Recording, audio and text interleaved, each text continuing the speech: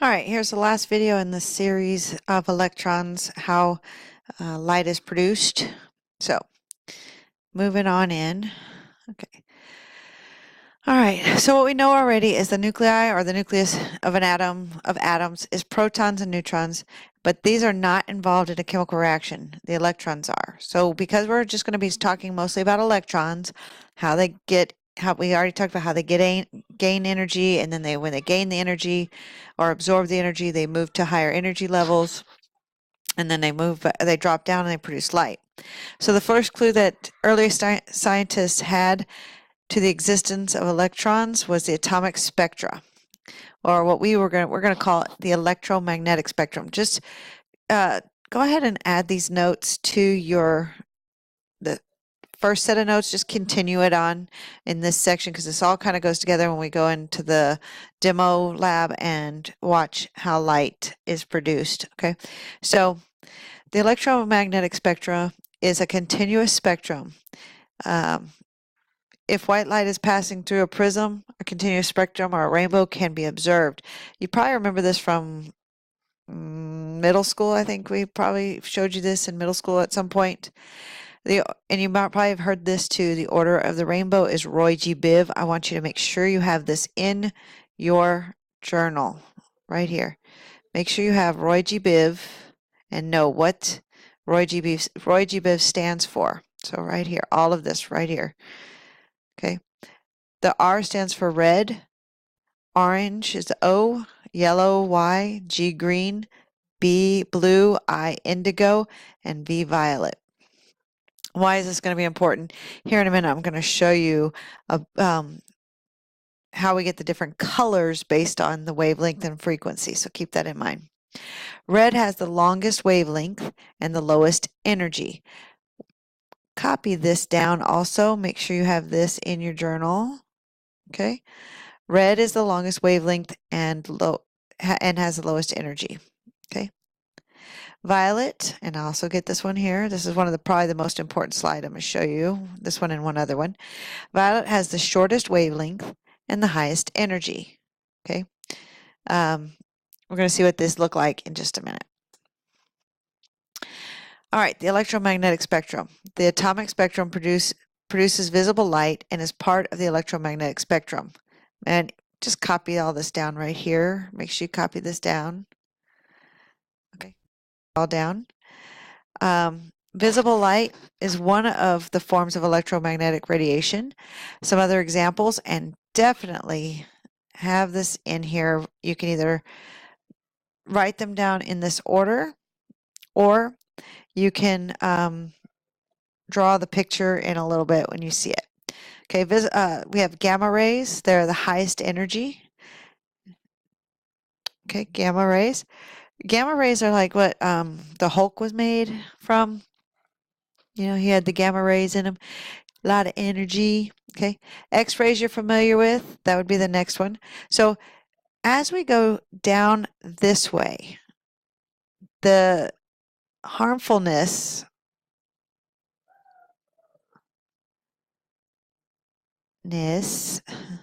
harmfulness decreases.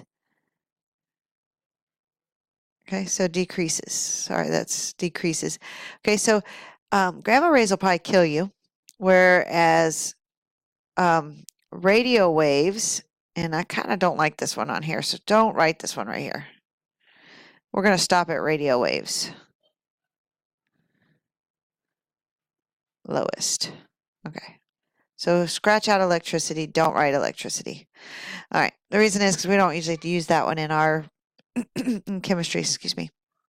So the gamma rays will kill you. Okay, you always like to know that you get killed by this. Maybe fast, maybe slow. X-rays, the reason why you can't get X-rays anytime you want to, really, is because the more you get, the more exposure you have to things that can harm you. Ultraviolet rays, this comes from the sun, and this is what your sunscreen is used for, to protect you from ultraviolet rays. We cannot see these. Okay, we cannot see these. This is the only thing we can see. is the visible light spectrum, visible light of the spectrum. Okay, so that's all of our colors, Roy G. Biv. Infrared, this is like the predator. I think predator. I can't spell. Predator. He can see like heat. This is heat sensors. So in the military, they use these at night, the infrared. Of course, you're pretty familiar with microwaves and radio waves, so I'm not going to go into detail on those. But radio waves, nobody ever died from listening to the radio. Okay, so the closest you get to the radio, it's not going to kill you. All right, here is the spectrum. Okay, if you notice, this is our gamma, and this is our radio waves. So gammas have a very very small wavelength. So it's kind of like this. And I can't draw too well, so please draw this. Here's what kind of happens. Okay, the wavelength starts to increase. Okay, and what I'm talking about a wavelength is from here to here. Okay, oops, excuse me. So let me do it over here. And my drawing is really crappy, but the wavelength is from here to here, this distance. Okay, so sorry. So gamma rays, their wavelengths are very close together. So if you kind of think of it like this, the closer I am, the more energy I have. The further away I am, the slower I am. So this one has high energy,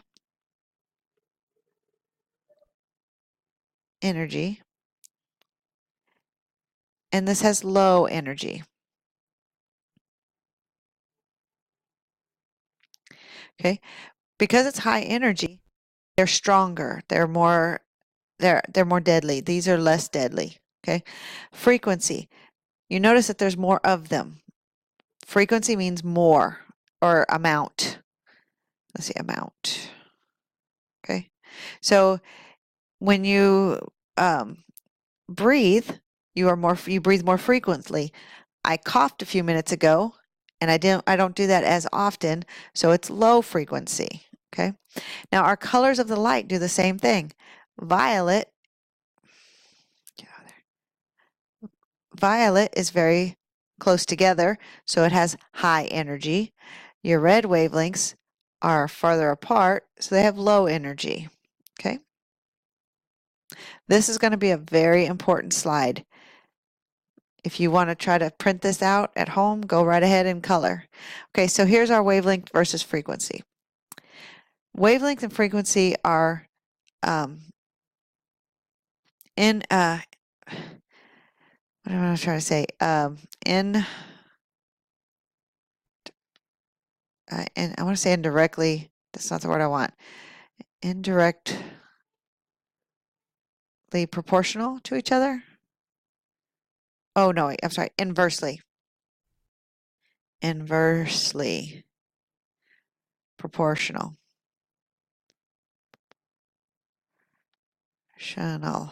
Okay, meaning as one goes up, the other goes down. So if I increase my wavelength, meaning the distance from point A to point B, if it increases, the frequency decreases. I have less of them. As from point A to point B decreases, the frequency increases, so I get more of them. Okay, so red has low frequency, a very long wavelength.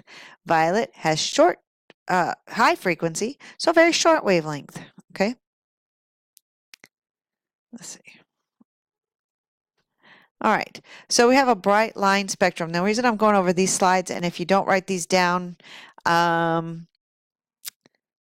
might want to write them down, some of it, just to kind of jog your, when we go into the demo lab, to kind of get some information to kind of close those gaps. Okay, bright line spectra.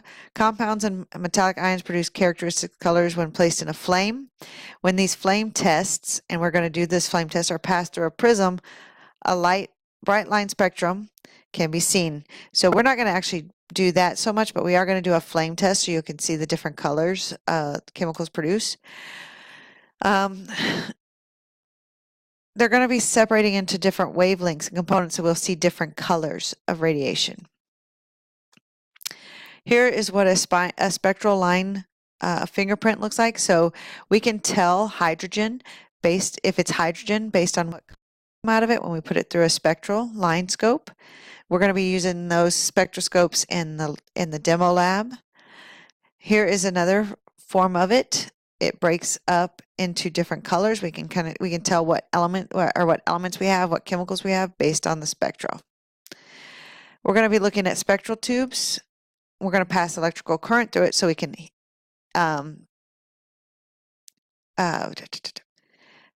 so the electrons can absorb energy and we'll have light come out of that. So the modern theory of light has dual properties. Light has both wave and particle properties, meaning that light is packets of energy called quanta or photons. The word I need you to remember is photons. The amount of energy in each quanta or photon depends on the color of the light. So the more energy it has, the different color of light we have. So if it has a lot of energy, do you think it's going to be blue or red? If it has more energy, meaning it's going to have a higher frequency and shorter wavelengths, it's going to be blue. Okay. Violet light has the most energy, or blue. I call it blue, but it should be violet. Sorry, I should have said violet. All right, Bohr model determined that electrons were in orbitals. I would write this sentence down for sure, and this one here. Okay. These orbitals were like solar systems, meaning electrons move around the nucleus like planets of the sun, in the sun.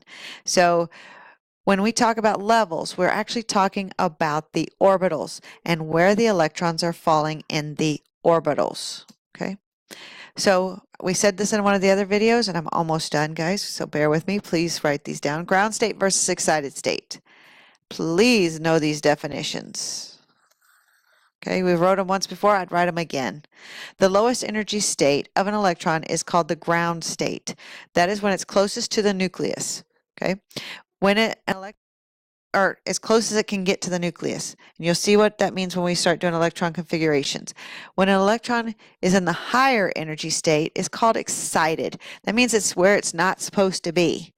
It's not where it usually is found. Okay, so if an electron in a hydrogen atom jumps from level 3 orbital to a level 7 orbital, does it absorb or emit energy?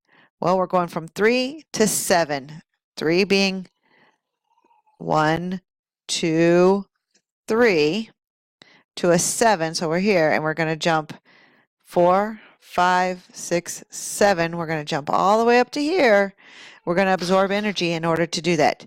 When it falls back down, from here, it's going to produce the photon. Okay, when it absorbs energy, it jumps. And I think we're going to stop there so that we can not keep this too long. I'm sorry, it is 13 minutes long, but just write your notes down, guys. Bring them to class. Summarize what I just said. Do Cornell style notes. Okay, thanks, guys. See you in class.